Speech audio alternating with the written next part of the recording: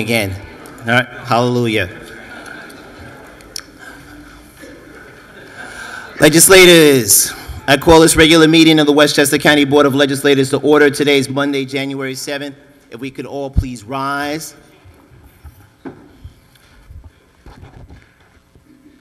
As we ask Legislator Mazzano to lead us in the pledge of the flag. The flag of the United States of America, and to the republic for which it stands, one nation, under God, indivisible, with liberty and justice for all.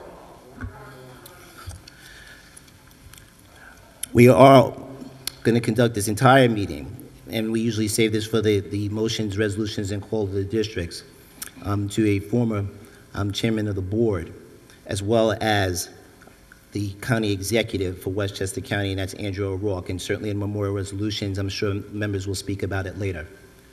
Almighty God, give us the strength, courage, and wisdom to always act in this chamber to benefit the great people of Westchester County. Let us keep in mind every decision that we make impacts upon the life, health, and safety of all of our great county residents. Amen. Madam Clerk. Yeah, they put them on there. Majority Leader Harcum. Here. Minority Leader Mazzano. Here. Ms. Borgia. Here. Mr. Burrows. Here. Mr. Gelfarb. Here. Mr. Kaplowitz. Ms. Marcotte. Here. Ms. Myers. Here. Ms. Perez. Here. Mr. Ryan. Here. Ms. Shimsky. Here. Mr. Smith. Here. Ms. Spreckman. Mr. Testa. Here. Ms. Williams. Mr. Williams. Here. Mr. Chairman. Here. Mr. Chairman, we have a quorum. Thank you. Mr. Mazzano, before we go to the, Mr. Harcum, before we go to the consent agenda, I know that we need to add on one item, so let's take care of that item right off. Yes, Mr. Chair, if we actually move to need motion for unanimous consent, actually, to bring back the minutes of the December 7th meeting that were tabled at our last meeting. Thank you. It's been moved in second. Members, without objection, so ordered. It is in the minutes approval section. The order will be, Mr. Mazzano, December 3rd, December 7th, and then December 10th, when we get to that portion of the meeting, and I'll call you then. Okay, Mr. Harcum. At this time, I would move the consent calendar with no suggested revisions. Mr. Mazzano. Regarding the consent agenda? Yeah. Thank you. Mr. Williams. I'm in agreement. Our members, we're on consent. Members, Mr. Harcum, minutes approval December, let's break it out to be December 3rd and December 10th and separate December 7th. Absolutely, Mr. Chair. At this time, I would move the minutes of both Monday, December 3rd, the 7 o'clock meeting, and Monday, December 10th, the 10 a.m. meeting. Without objection, members, so ordered. Mr. Mazzano, on December 7th. Yes, Mr. Chairman, thank you. I'm sorry, Mr. Mazzano, Mr. Harcum would have to move it, then you can amend. Okay. All right. Ms. Harcum, go ahead. At this time, I would move the minutes of December 7th. Thank you, Mr. Harcum. Mr. Mazzano. Second. Mr. Chair, I would like to make a motion to adjourn the meeting. I'm sorry. No, withdrawn. Withdrawn. Second, so ordered, done. Oh, boy. I'm off to a great start tonight. Yes. Roll Tide. Mr. Chair, I would like to make a motion to amend the minutes of December 7th. On each legislator's desk is a version of the minutes on December 7th, which many of the legislators here believe is a better representation of the prior draft was done for December 7th. So we have a proposed amendment to the minutes of December 7th. Each legislator has it. I'm making that motion and believe that this best reflects what occurred on December 7th. Obviously, everyone knows a whole lot happened that day. I don't think we have to relitigate that today, but for the purpose of this meeting, I make a motion to amend the minutes with the version on each person's desk. It's been moved and seconded to amend the entire minutes as opposed to having additions to the minutes. It's been moved and seconded. Members, on just the amended minutes, Madam Clerk, a long roll call vote just to amend the minutes, and then we'll have discussion should that be necessary. Mr. Harkam. No. Mr. Maizano. Yes. Ms. Borgia. No. Mr. Burrows. Yes. Mr. Aye. Ms. Marcotte. Aye. Ms. Myers. No. Ms. Perez. Yes. Mr. Ryan. No. Ms. Shimsky. No. Mr. Smith. Yes. Ms. Spreckman. Mr. Testa. Yes. Ms. Williams. No. Mr. Williams. No.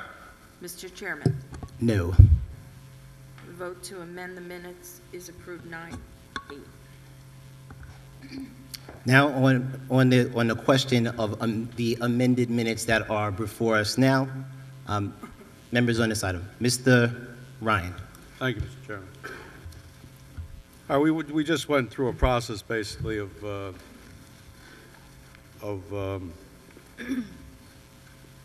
returning to our desks the minutes that were proposed for our review and approval at a prior meeting.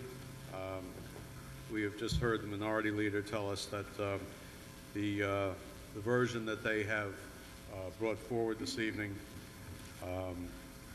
and a number of members of this chamber feel that this version more accurately reflects the proceedings of that day.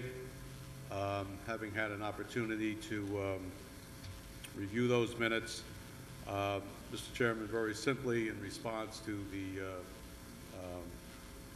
proposed action by the minority leader, there will be tonight at least 8 votes in the negative on actually amending the minutes as has been proposed, amending them for the purposes of them being the approved version that is the business that this board takes up and concludes by the time we're ready to adjourn. I agree with Mr. Mazzano. There's really isn't much more to say about it. Members have the right to bring forward amendments. We have one in front of us, and it's our job now as a legislature, each one of us, to consider this substitution from top to bottom. If we feel it is an accurate representation of the meeting, then fine, the vote will be in the affirmative. If we feel that it is not an accurate representation of the proceedings that day on December 7th, then I would imagine that member would vote in the negative. Mr. Chairman, I don't believe what will be the at least one view expressed here tonight as I am representing. I don't believe there's anything really more to say about it. I would recommend at this time that the body vote.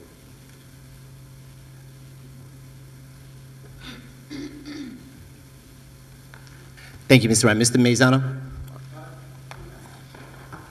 Thank you, Mr. Mazzano. We are about to take this vote with Ms. Tina Lemengo. Will pass out to you all just for the record, not as part of the minutes, the opinion of the county attorney on the designation of an acting clerk. We will still have this vote in one moment. Okay. Madam Clerk, long roll call vote on the approval of the minutes as the amended minutes. Mr. Harkam. No. Mr. Maizano. Yes. Ms. Borgia. No. Mr. Burrows. Yes. Mr. Gelfard. Yes. Mr. Kaplowitz. Yes.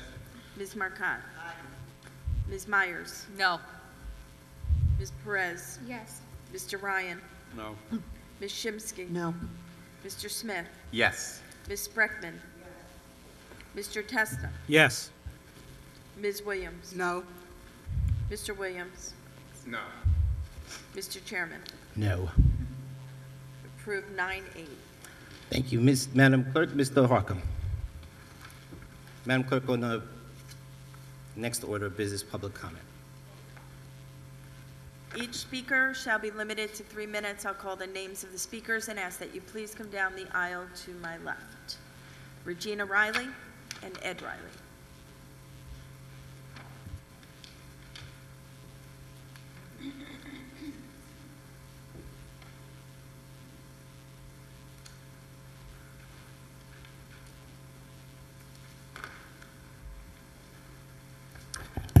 My name is Regina Riley. I'm from the 9th Legislative District. Mrs. Borges is my legislator.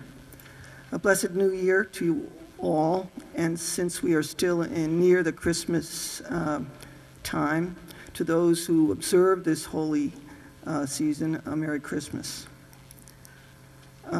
Many self-proclaimed Catholic Christian politicians separate their faith from morals, believing in 3 co-equal, co-eternal persons in one indivisible God, and believing in one of those persons taking a true human nature is fine with them.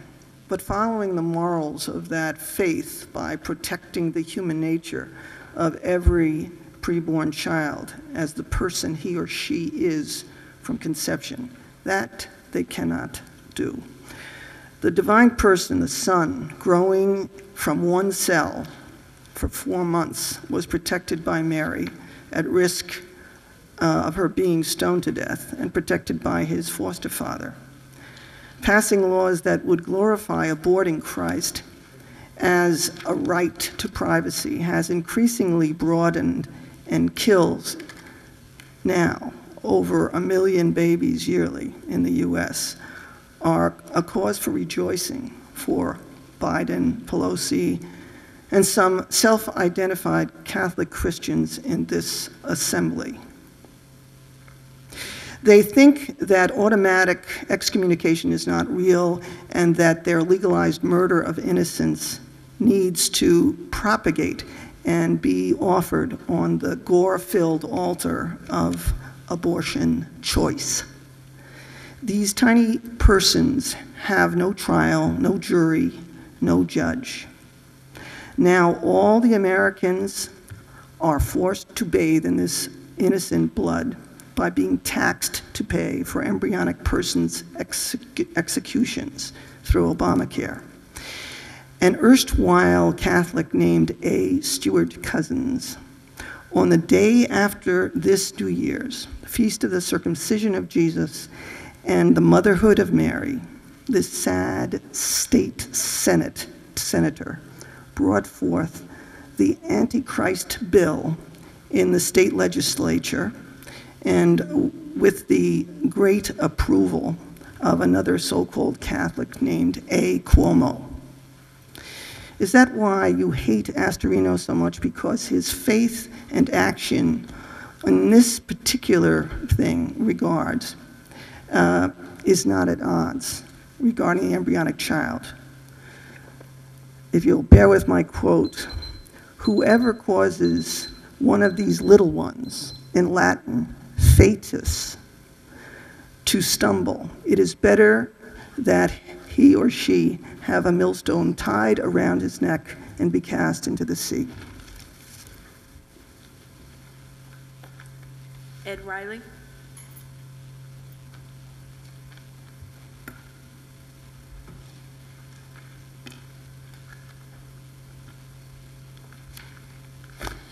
Good evening, my name is Ed Riley, I'm from Croton. Last time I was here in December, I invited you to look up on the internet, which is available to you in your computers inside. Some of you have them with you.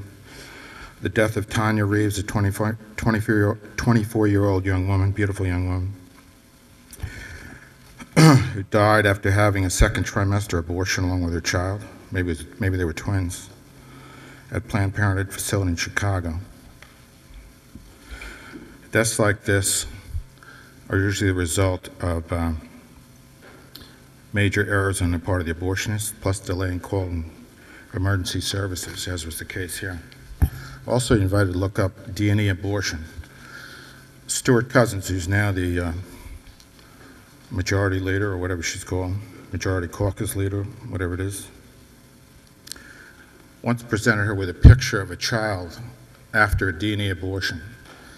And the curette, which is the blade that the abortionist used, cut the child's face from the jaw back. The child's head is about this big. In a DNA abortion, you dismember the child. It's a second trimester child. And then you evacuate it. Hence, it's called a DNA abortion. I find it unlikely that any of you have looked this up, especially since the Planned Parenthood caucus in the Democratic Party here. I also called your attention to something regarding Planned Parenthood practices, because the Planned Parenthood caucus of 7 to 9 people, mostly in the Democratic Party here, are constantly hammering us on First Amendment issues on behest of their client, Planned Parenthood. And the cases that Planned Parenthood has been under assault in Texas, in Arizona, in Illinois, a blue state, in Iowa, a blue state, in Indiana and Ohio, are Medicaid fraud cases. What state has the largest cases of Medicaid fraud in the United States? The state of New York. We discussed the practice of where they would dump on their clients a year's supply of birth control pills without it ever having been examined by a physician. Is that good medical practice? The doctors in that state complained to the state medical board that Planned Parenthood was doing this. Not only that, they built both the state of Iowa and the federal government $28 million over 7 years and are subject to $5.5 billion in penalties. Good luck with Sebelius as the head of HHS. It was their standard practice.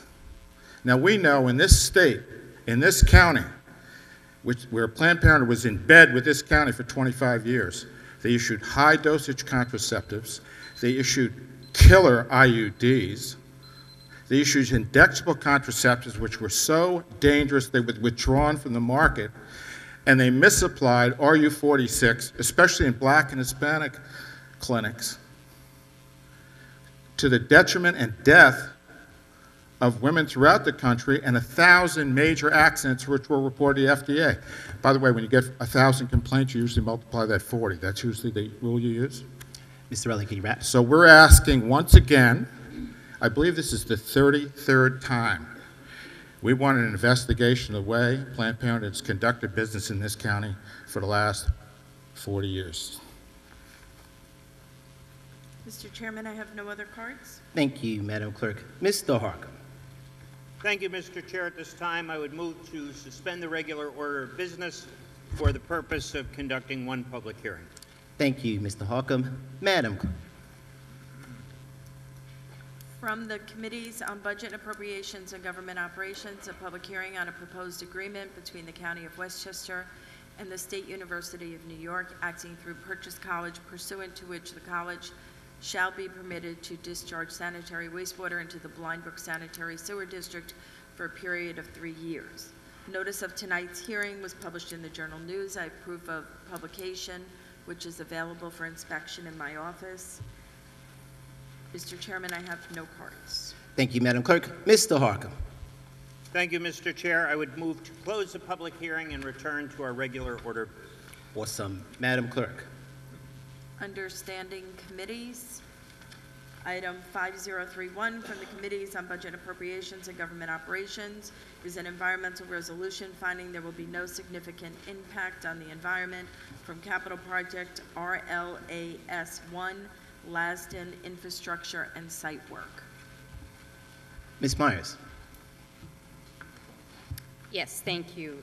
This item was taken up before the Budget and Appropriations Committee and passed through. This is bonding legislation in the amount of $670,000. It is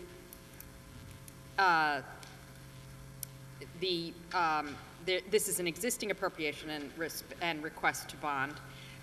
We did have a lengthy conversation with the budget director about some of the implications of this, and had asked for some revenue numbers, which we did receive for Lasden Park. And this was approved, and I'd like to turn this over to Catherine Borgia, please. Thank you, Ms. Myers. Ms. Borgia. Thank you. This is a commentary with respect to the first and second items. The project is site work, and that is required to fund the cost of design, construction, and construction management. The work includes the replacement and expansion of the existing irrigation systems at Lasden and the Arboretum in Somers, and also to create a new handicap parking lot and some new well service to the Memorial Garden. Basically, this is a project that is, most of the work will be done in-house. It is ready to go out to bid in the second quarter, and they feel that the work will be completed fairly quickly.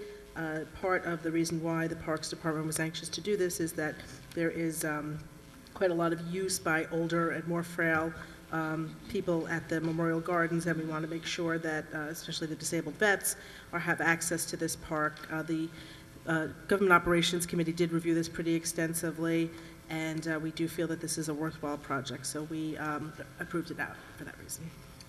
Thank you, Ms. Borgia. Members, we are on discussion for items 1, ID 5031, and item 2, 5032. Members on this item. Number 1. Madam Clerk, a long roll call vote. Mr. Hartman. Yes. Mr. Maisano. Ms. Borgia. Yes. Yes. Mr. Burr. Yes. Mr. Gelfarb. Aye. Mr. Kaplowitz. Aye. Ms. Marcotte. Ms. Myers. Yes. Ms. Perez. Yes. Mr. Ryan. Yes. Ms. Shimsky. Aye. Mr. Smith. Yes. Ms. Spreckman. Mr. Testa. Yes. Ms. Williams. Yes. Mr. Williams. Mr. Chairman. Yes. Approved 17-0.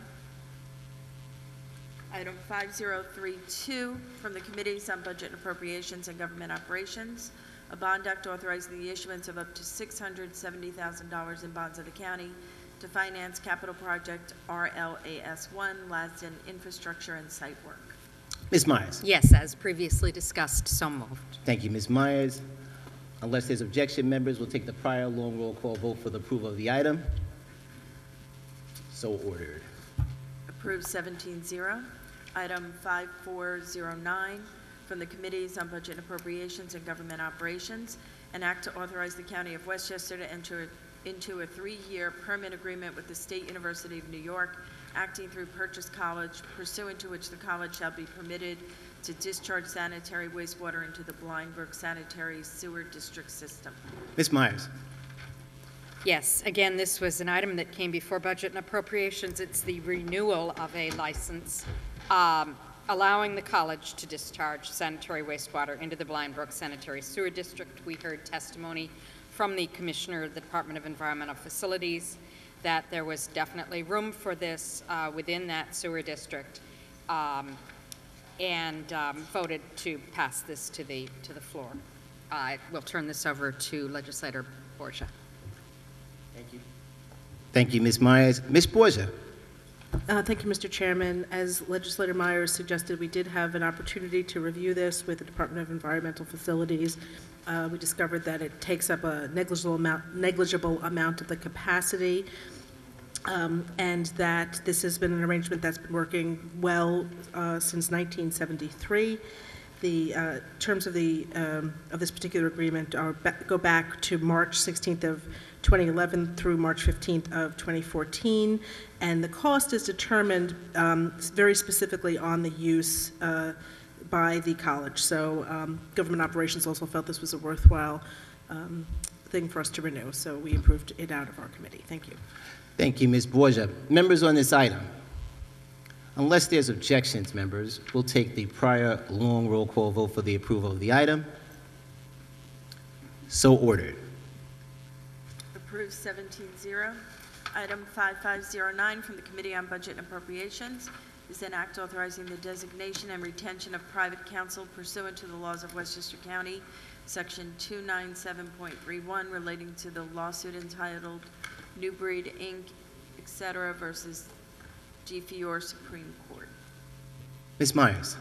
Yes, this was an item that was sent to us by the Office of the County Attorney, asking the Budget and Appropriations Committee to look into the determination or into an agreement that would allow the name of private counsel to be inserted into the case in answer to this act, and would authorize the designation and retention of the private counsel, David Popik of Epstein Becker Green, relating to the lawsuit entitled New Breed Entertainment, Inc. versus DeFiore Supreme Court. And the committee did approve and to send to the full board that this private counsel would be retained in the said matter at a cost not to exceed $290 per hour. Thank you. Thank you, Ms. Myers. Members on this item? Unless there's objection, members will take the prior long roll call vote for the approval of the item. Madam? Yeah, I'd Oh, all right. roll call, please. Okay, fine. No worries. Madam Clerk, a long roll call vote. Mr. Harkam. Yes. Mr. Mathano. Yes. Ms. Borgia. Yes. Mr. Burrows. Yes. Mr. Gelfard. Aye. Mr. Kaplowitz. Aye. Ms. Marcotte. Aye. Ms. Myers. Yes. Ms. Perez. Yes. Mr. Ryan. Ms. Shinsky. Aye. Mr. Smith. Yes. Ms. Breckman. Mr. Testa. Yes. Ms. Williams. Yes. Mr. Williams. Yes. Mr. Chairman. Yes. Approved 17-0. Item 5718, from the Committees on Budget Appropriations and Government Operations, a bond act authorizing the issuance of $1,590,000, which includes $940,000 in previously authorized design bonds to finance capital project BES-05 DES main facility renovation. Ms. Myers? Yes, this is a bond act that has been in the works for a while. It started out as a project actually to add a second floor onto the DES building, and then became one of a repair to the existing roof, with the addition of the possible use of solar panels for the roof of this building, so that the roof will be built in a way that these solar panels could be accommodated in a point in the future. This went back and forth between this committee, between Budget and Appropriations and Government Operations, and finally resulted in the this exact bond language legislation, which was then authorized by the and approved by the Committee on Budget and Appropriation. And I will turn this over to Legislator Borgia. Ms. Borgia? Thank you, Mr. Chairman. As Legislator Myers says, this is a project that's been before us basically all of this year. There was quite a lot of back and forth and some compromise solutions that took some doing to get done. As far as the government operations point of view, though, we have always felt that this was a very important bond to pass through. And so with relief, government operations reviewed and passed this last compromise version recently, and we urge its passage and that this work be completed. Thank you. Members on this item. Mr. Mazzano? Yes, Mr. Chair, just wanted to put something on the record, kind words towards my friend, the Majority Leader, on this issue. As we all know, this was something I think all 17 legislators wanted to see these repairs done as quickly as possible, but got caught up in some 8th floor and 9th floor disagreements. And Legislator Harkam came to me and said, you know, how can we fix this? And together we sat down. We had Legislator Harkam represent some of the concerns of our friends on the other side of the aisle. We got the administration to make some changes to the law. It's here now. It's going to be a unanimous vote. And I just wanted to point out that Legislator Harkam showed some terrific leadership skills in getting this legislation to a point where we can hopefully have a unanimous vote tonight. So thank you, Peter. Mr. Kaplowitz? The Minority Leader raises procedural kudos. I do so on the substantive basis as Chair of the Environment and Energy Committee, thanks to Majority Leader for being stalwart, not only on this item, but a lot of other items to lead us in some cases as administration and the legislature, maybe grudgingly, because it's just not what we normally do, but to lead us into the new world of alternative energies and to look at the potential in this roof and others of putting solar panels on. Certainly, Legislator Abenanti for years fought for green roofs and other things, was not successful. He had to move up to Albany to try to find greener pastures, if you will. But to the Majority Leader, congratulations to him for getting us to the point where it's going to be studied seriously, and if it makes sense, it's going to be put on there. But more importantly, each and every roof, as legislation we've passed, and he led us on that, but also on this particular one, an opportunity to do the right thing for the environment and the economy. So substantively, I congratulate him for that. Thank you, Mr. Cap. Mr. Harcum. Thank you, Mr. Chair. If I invoke the Rogowski rule twice, does that mean I get to speak twice? I would like to, first of all, thank both my colleagues, Legislator Kaplowitz, Chair of Environment and Energy, for his leadership on the energy issues and alternative energy issues, Legislator Myers, Legislator Borgia, for their diligence. This has been a year process, and certainly the Minority Leader, Legislator Mazzano. You know, sometimes we easily agree probably on 90% of the things, and we build consensus, and 90% of the stuff we do passes without hoopla, it passes unanimously. And there's about 10% of the stuff that we disagree on, generally on principle, not politics. And I think this was one where there were respectful disagreements on policy, and we did butt heads both within this chamber and between the 8th and the 9th floor. And at the end of the day, after a lot of negotiation and discussion and working between the two caucuses and you know, help from Mr. Oros and the administration, we did get this ironed out. And this is a piece of legislation I think we can all be proud of. I think it protects the taxpayers, it protects our environment, and most importantly, it gets that roof built for the people who work in that building and for all of the firefighters and EMS workers who train in that building and who meet in that building. They'll have a safe and secure facility. So I just want to congratulate all our colleagues and thank you for your patience, your diligence, and your resolve. And knock wood, we have a good piece of legislation here. Thank you. Other members? Members, I too would want to make sure to not just congratulate the leaders of the respective caucuses, but Catherine Borgia and Chair Borgia, Chair Kaplowitz, and certainly Chair Myers, who have been diligent not only on the solar issue for many years, but for this particular item, almost a year in process. We joked several times that this could have been done by the time we did this. We could have went in and built solar panels for the darn things all ourselves without any instructional knowledge at all.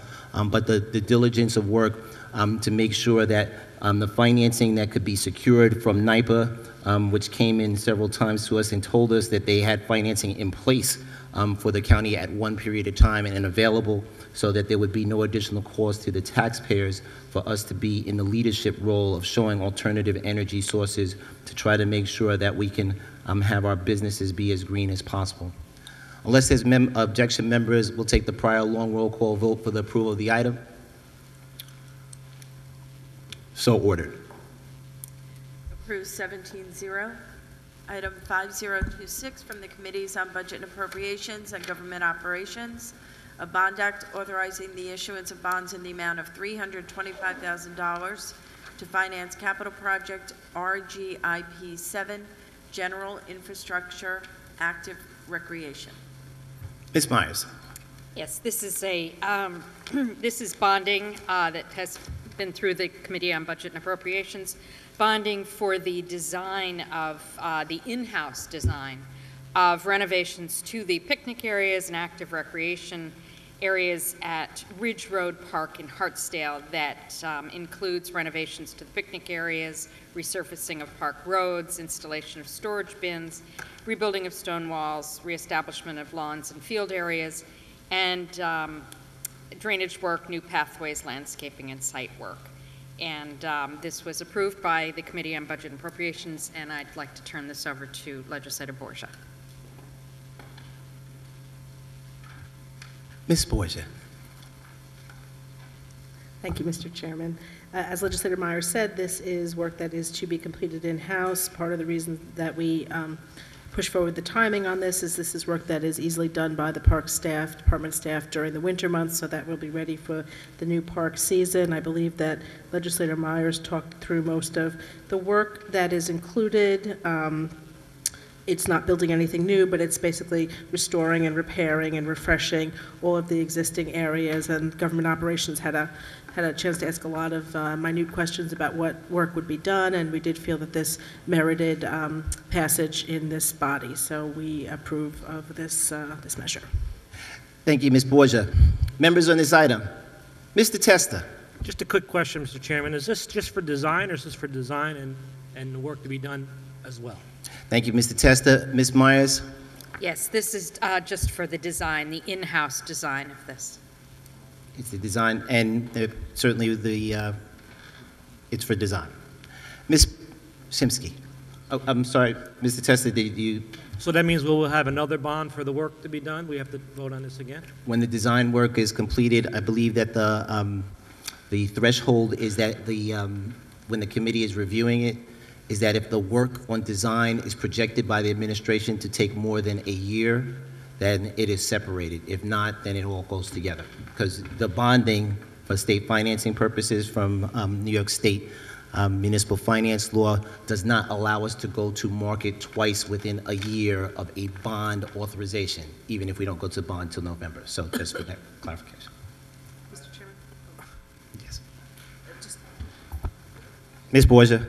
Thank you, Mr. Chairman. Just a little bit on that point. I'm sorry I neglected to mention, which I meant to, that this is sort of the last component part of a very long project that had started in the 90s. So this body has seen pieces of this project come through in bits over the course of about 15 years, actually.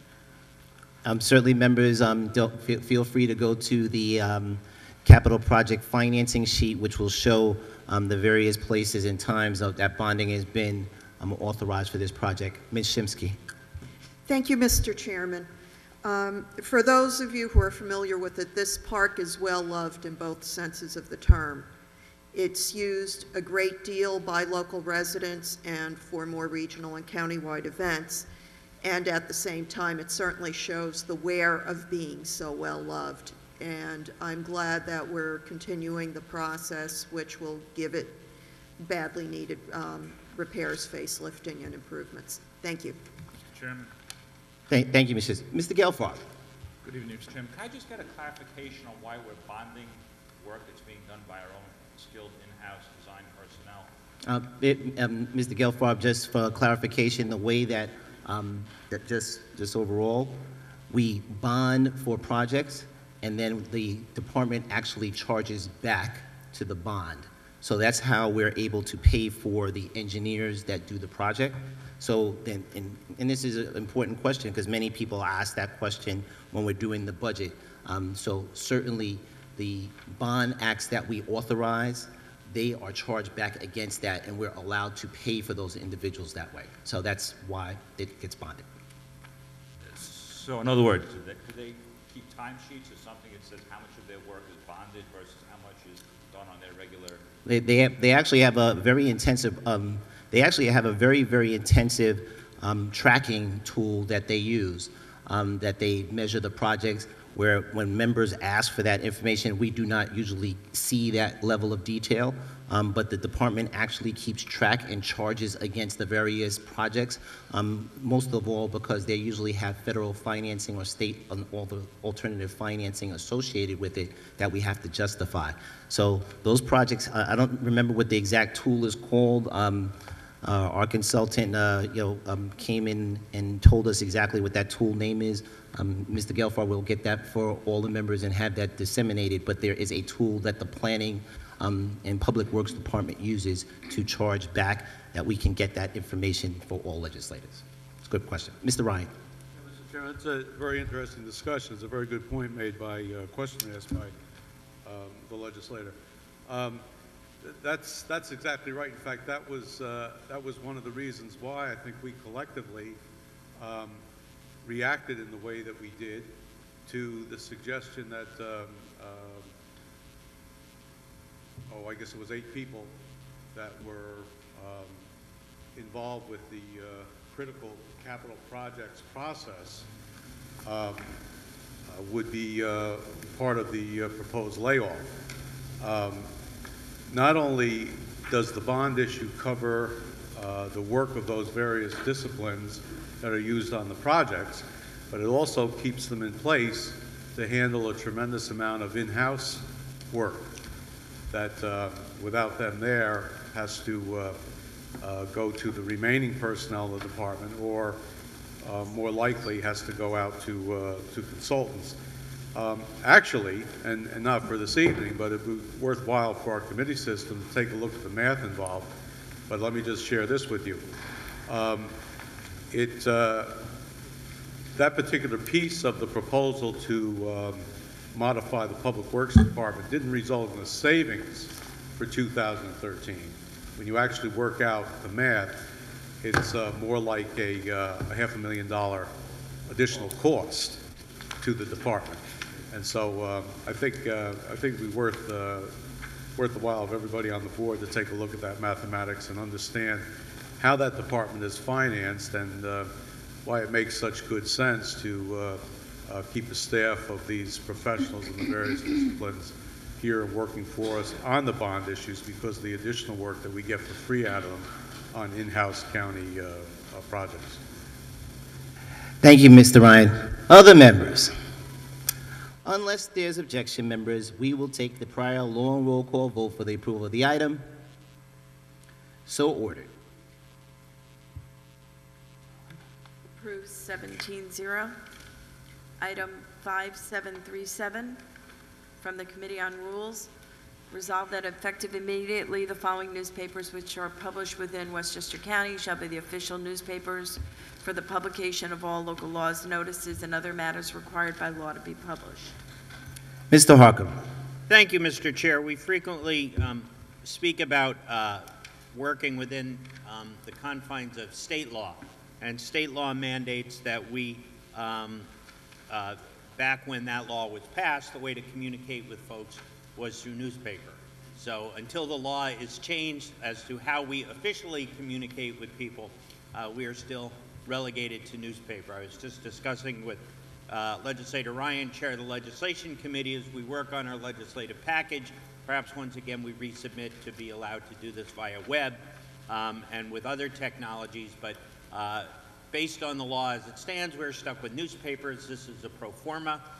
We do this every year. We designate official newspapers to post things like the public hearings we held today, to post local laws, permissive referendums, and on occasion, Legislator Spreckman's talent shows.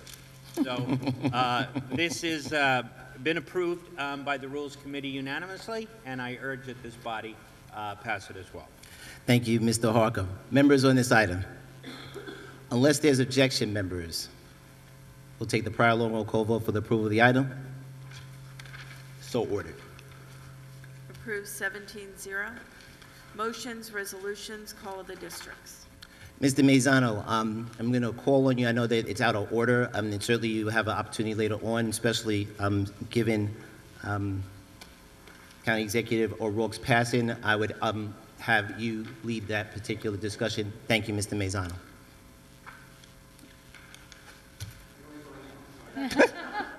Sorry, I didn't know if you wanted anybody else to speak. We all saw last week the passing of Andy O'Rourke, and I certainly knew Andy. I was actually met with him when I was first going to run for county executive. I mean, I never ran for county, never will, Ken, don't worry. When I ran for county legislator, and he was then the county executive when I was running for county legislator, and I sat down with him. And I have to tell you, I came home from law school in '92, and every interaction I ever had with Andy O'Rourke when I got back was so impressive. The man was so smart and so engaging and such a tremendous public speaker and so charming and so witty. I mean, I wish I could be that way. You know, he was just such an incredible public speaker. You could see why the man was so successful. City council in Yonkers, county legislator, chair, county executive, Supreme Court judge. The man really had an incredible life. I remember, you know, a couple times I worked on his campaign, you know, and first of all, he was the nicest guy to work on their campaign. I think we've all maybe volunteered for people that weren't very thankful. Andy O'Rourke was like the most thankful guy ever when you worked on his campaign. And he'd love to sit down and tell you all the stories of his career. And he had such thoughtful points of view. And I'm going to tell you one of the ones he told me, because it was for all of the 17 of us, it kind of wraps up a lot of what we do as legislators. He told me a story that he was campaigning one year, and he went to a door, rang the bell, person came to the door, and said, "Andy O'Rourke, that no good, you know what, blah, blah, blah, I'd never vote for him, blah, blah, blah, never, blah, blah, blah." So Andy O'Rourke says, "Thank you very much," gave him the palm card, turned around, was walking down the steps, and the aide, or the volunteer, was walking with the clipboard and said, "So what should we put down for that one, Andy?" And he said, "Put it down as a maybe." It was kind of what the man was all about. You know, he was very confident, very smart, very engaging. I remember one day we sat, I was in the Young Republicans, and we worked on his campaign. And we spent some time with him after we volunteered. And I have to tell you, all of us at the table just sat there and listened to his stories. He had been through everything you could possibly in politics, and he always did it with class. He always did it with grace. I mean, I remember growing up, there were two great speakers when I'd hear them speak, Mario Cuomo and Andy O'Rourke. And ironically, they ran against each other in 1986. And I don't know if anyone got a chance to see Bill O'Shaughnessy's did an interview with Mario Cuomo right after Andy O'Rourke passed. And Mario Cuomo, as usual, was just so thoughtful in his comments. And they really, after they kind of moved on from that campaign, they became very close friends. It just, again, shows you exactly the kind of person that Andy O'Rourke was. The Democrats liked him, the Republicans liked him, leaders across the county liked him. He had just massive leadership skills. And I didn't even get yet to his tremendous contributions as a county legislator, as the chairman of the board, and as the county executive. I mean, if you look at the Westchester County Center, it's standing there because Andy O'Rourke was the county executive. The people were actually saying, "Tear it down," at one time. Could you imagine when you walk into that magnificent building, the people said, "Tear it down." Andy O'Rourke said, "No way. This is an historic building. It's an important building. It's a place where people in Westchester can come together and celebrate events and basketball tournaments and things like that." And when it came to tough calls on issues like the homeless, he was compassionate. He was thoughtful. He was fair. In every stage of this guy's journey, Andy O'Rourke, he impressed everyone around him. And he was also a terrific judge, I would point out, too. I would just sum up this. Andy O'Rourke was a great man. And he was a great man that chose to serve the county of Westchester through an enormous part of his life as a county legislator and county executive. And I actually think it's fair to say he's one of the all-time great historic figures in Westchester County's history. He made this county a better place to live. He cared about people. He tried to make people's lives better.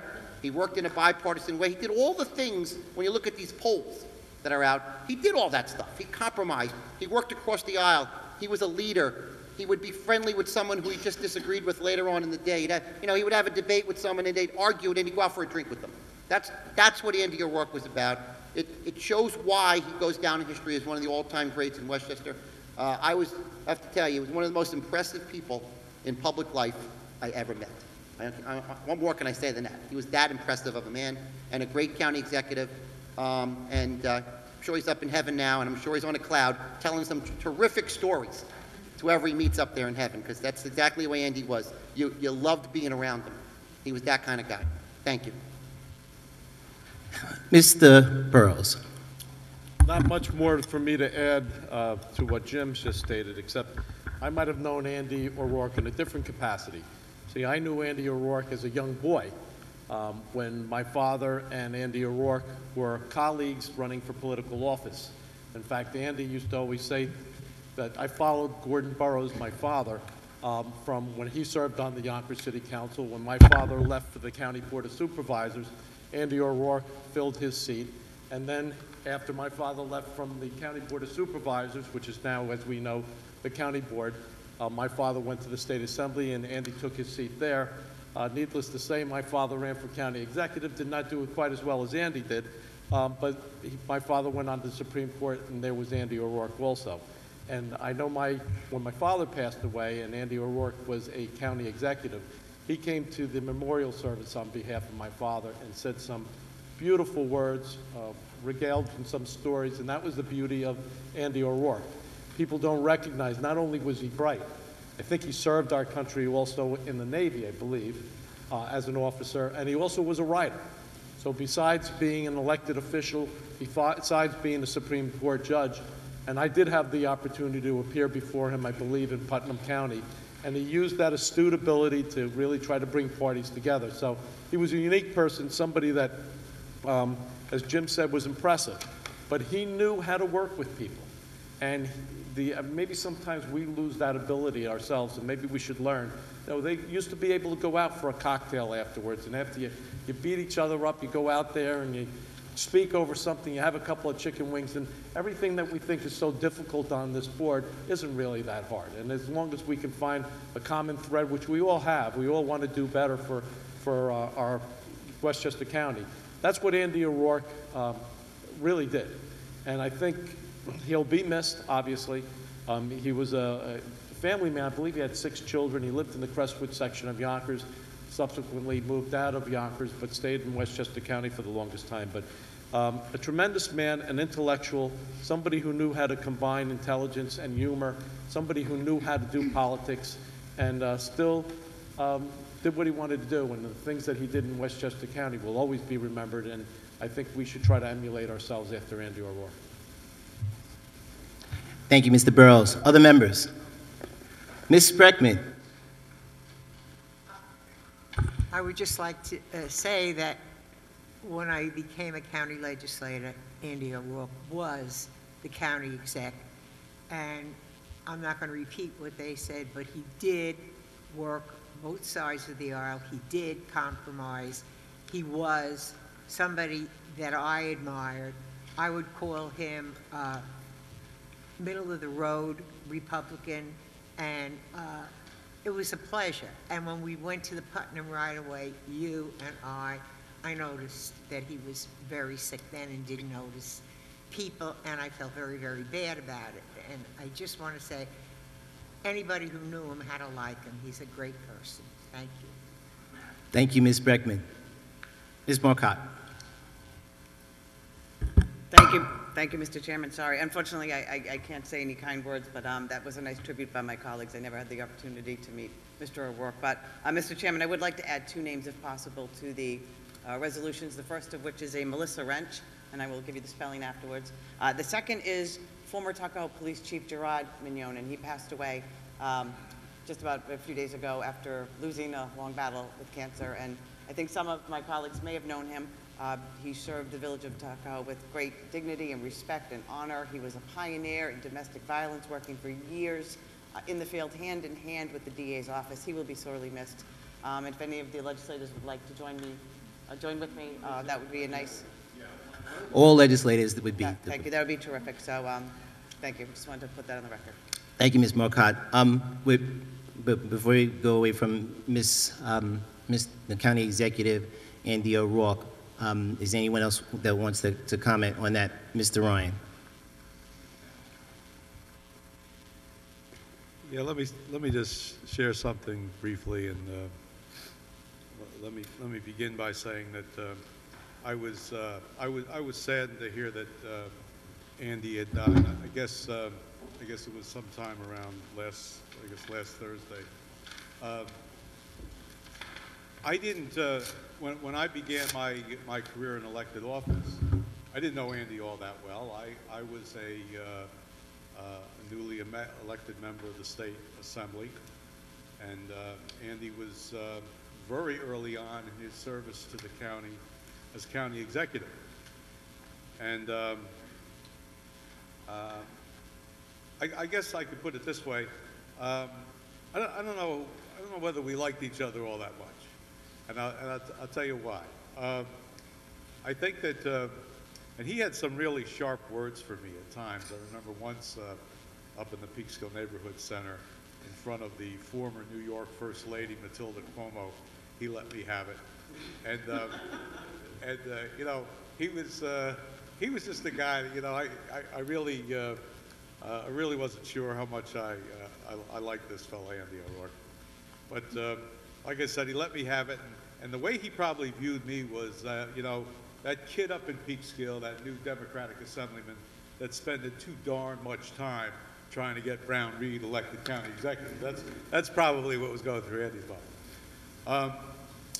But you know, over the years, things change, and I do remember, as we all did, but I remember running into Andy on the sidewalks down here in White Plains, at different dinners and events around the county, and our feelings for one another changed, and we it changed to evolved into where we respected one another. We were very friendly in our dealings. He was the kind of guy with me, and you always knew it was coming. You saw the big smile and the handshake and that, you know, how you doing? And he meant it. And he was going to stay there and talk to you because he wanted to get filled in on, you know, so Bill, what are you up to? What are you doing? And what's going on at the county board? And how you making out with this? How you making out with that? If there was a heavily discussed issue in the media, you know, he may want to talk about it, ask a question, make a point, give some advice. But we always had time to chat. And it wasn't always about government. I think Gordon mentioned something about Andy's time spent with a pen in hand trying to be an author. In fact, one day he told me a little bit about that. And I had asked him, I guess, so what are you up to? And he said, well, you know, recently I've been trying my hand at writing. In fact, I wrote a book. It's a spy thriller. And he said, but, you know, I'm not so sure whether or not I've made it as an author. And I said, well, why is that? He said, well, you know, the book was published and the publisher sent me the first run, but they're all still sitting in my basement in cardboard boxes. So it was funny. He was a funny guy. He was very humorous. But as has been said, very bright guy. I came to like him quite a bit. The last long conversation I had with him was down at a program in Scarsdale.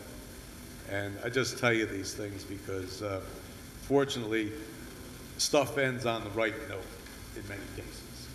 And with me and Andy O'Rourke, I think of it this way. I'm not going to be able to see him anymore. I enjoyed seeing him. Not going to be able to see him or talk to him, but he was a very capable leader for this county. He was always a gentleman, as you all know, and he was a good guy, and we're going to miss him. And once again, I was very saddened to hear last week that he had passed away. Thank you, Mr. Ryan. Other members? Ms. Borgia. Thank you, Mr. Chairman. I actually only met Mr. O'Rourke a couple of times, but I did see him a few months ago at a thing that the hosted on the Tappan Zee Bridge, and I happened to be sitting next to him at that event. And I was with Assemblywoman Galiff, who, of course, had worked with him at the county level, and they were talking, and she introduced me to him again. And it was amazing to me that, you know, as county legislator for about 7 months at the time, and he was so interested in how I was enjoying the job and talking to me in such a personable way, and I really appreciated that. We could see that he was, you know, not in good health, but I thought it was very, it was kind, and it was also a reflection of someone who was, as you know, has been said, a very interesting and interested person. So I appreciated that very, very, very much. Is this the time to say other members for the memorial resolutions? Okay. I would also like to add to my list of memorial resolutions Roxana Holmes, who is the daughter of Thomasina Laidley Brown, if any of the legislators would like to go on to that. And I would also like to request from Legislator Gelfarb that I be added to Mary Briganti, who is actually I believe, second cousin once removed of mine. Of course. Thank you. I believe everyone with Thomasina Laidley Brown, I believe all the hands went up on this side, so we'll decide that. Make sure that you stop by and tell the clerk later on, okay? Thank you. Ms. Shibsky.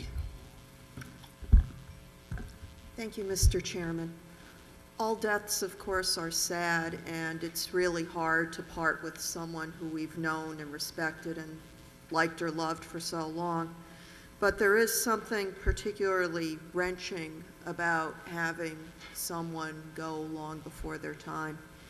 And right before Christmas, the village of Hastings lost 21-year-old man, Carter Smith, very promising young man, student at McGill University, killed in a traffic accident along a stretch of road that seems to have seen more than its share of traffic accidents.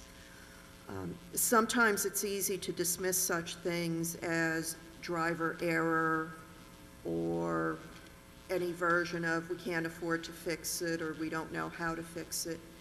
But I just want to thank very much the city of Yonkers, both the elected officials and the various civil servants involved who have been reaching out and promptly examining that and related stretches of road to determine whether there are ways to make it safer and less likely to turn a momentary mistake into a total catastrophe.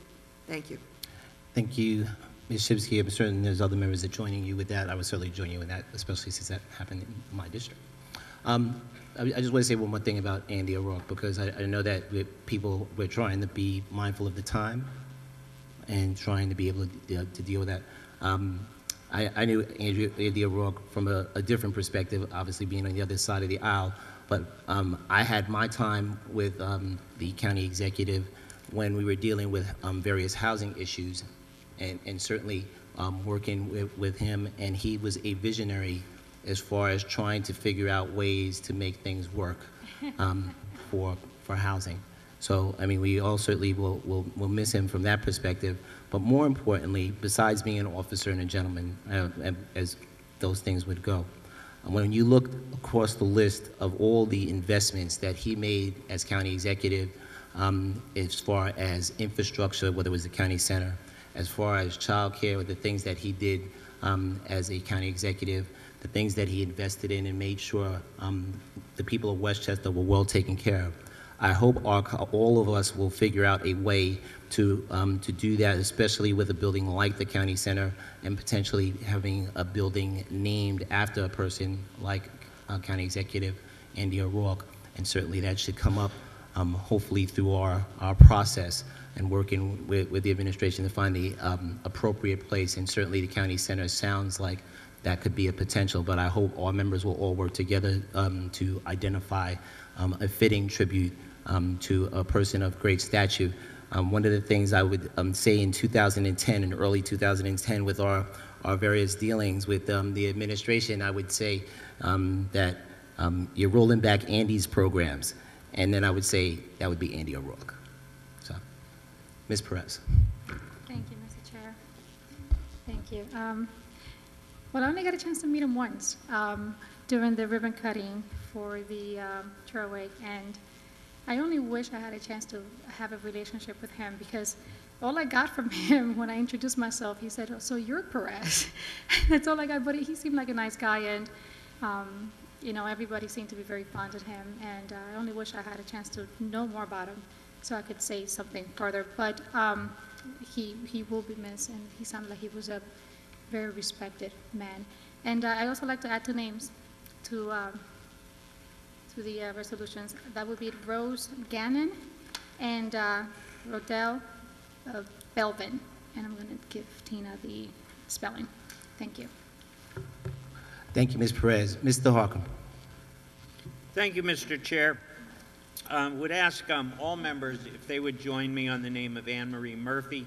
She was a lifelong Katona resident, the McGowans. Her parents still live in Katona.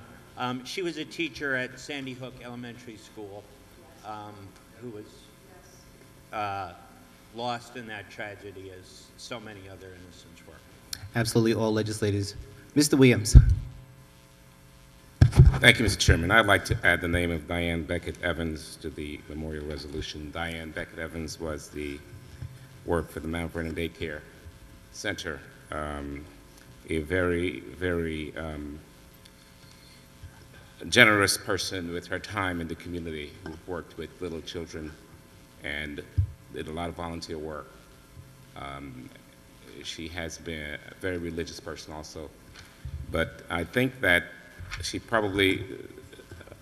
gone along, but I think when you look back at one's life, you really judge it in respect to how you have lived with others, and I think she certainly has shown that. So I know that she has her wings because that's the way you expect to be the rewards for living a good life like that. I also want to just mention the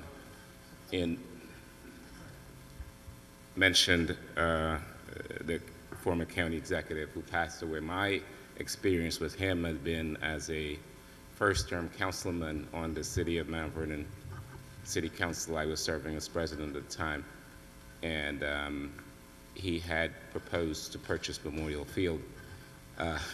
And so we had a very spirited discussion about structuring it. And I recall talking to him about structuring it as a lease. At that time, the county did not do lease transactions the way they do it now, relating to the capital leases. And I recall, as a matter of fact, I was looking back at an article that I had in the Journal News that I had sent a letter to him saying, how about us doing this as a lease? I think it would work, because it was very difficult at that time convincing the community that we ought to sell Memorial Stadium. And first, he did not want to actually go along with the lease, but I can tell you that he certainly was an engaging person in terms of being able to intelligently discuss an issue like that and understanding the nuances that might be involved in kind of structuring a transaction that would work for both sides. So to that respect, I wanted to give my comments for the record. I think that he will sorely miss. I think he really, as I said, I think once you're in office, I think your legacy really depends upon what kinds of decisions you make, what the impacts of those decisions have been on people's lives. And I think his decisions have had a positive impact on people's lives, and I believe that's the way he will be remembered. Thank you. Thank you, Mr. Williams. Other members? Mr. Burrows. I just would like to be added with Judy Myers for Michael George Santangelo, please. As would I. And Mr. Burrows, I certainly would join you with John Peter Chima. And I'm sure that maybe Ms. Spreckman would do so as well. All right. Other members? Mr. Ryan. I'm sorry, was that an? Oh, Mr. Chairman, I would Thank just you, like to, it's all right with legislator Testa, I'd like to join him on the resolution for Sandy Ritinato. No problem. No problem. Thank you, Mr. Ryan. Mr. Mazzano. Just wanted to thank the chair for getting us out for the kickoff of the national championship game. I want you all to know I emailed Ken last week asking him to get us out by 8:30 for kickoff. And just so you all know, one of my top constituents is at the game, and he's texting me right now pictures of the field with the players going on the field, and it's pretty cool. So I'm looking forward to racing home to watch that game. Should be a great game. Thank you. As it should be. Other members? Members, I know that we all want to congratulate, in our call of the districts, congratulate someone who sat in the chambers here, who was a leader on the Board of Legislators as well before she ascended up to the New York State Senate. Certainly I was privileged to follow her in the 16th Legislative District in the city of Yonkers as the first female leader of the New York State Democratic Committee, as for Democratic leadership in the Senate. It is going to be awesome. I know that some of us are going up on Wednesday to watch her elevation, as I did when she was sworn in the Senate. It should be lots of fun. I know Mr. Mazzano is going and Mr. Harcum is going as well for different reasons, but we're all going to be there cheering on a colleague from here in the Board of Legislators, Senator Stuart Cousins. If we all could please rise and observe a moment of silence for all of those mentioned in the memorial resolution.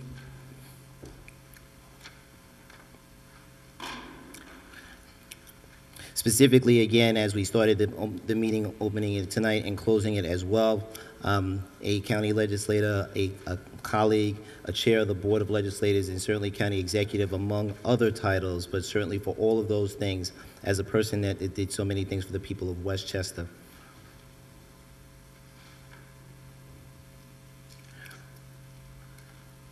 Mr. Harcum. Thank you, Mr. Chair. I would move that this body adjourn and reconvene on January 28th at 7 p.m. Wait, no, we're gonna have a roll call. Unless Mr. Maizano does, if there's objection, we'll have a short roll call. Okay, Madam Clerk. Did we get a second? Yes, we got a second from Mr. Maizano. Great. Mr. Harcum? Yes. Mr. Maizano? Yes. Mr. Williams? Yes. Mr. Chairman? Yes. On the motion of Mr. Harcum, the board stands adjourned.